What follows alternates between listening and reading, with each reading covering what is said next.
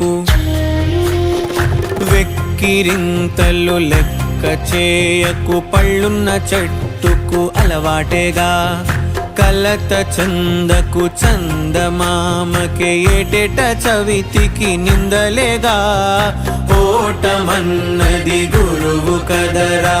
ఓర్పుతో నువ్వు గెలవవా రేపుకే దిక్సూచి నిన్న రెక్కలే చుక్కానిరా నీరు నేల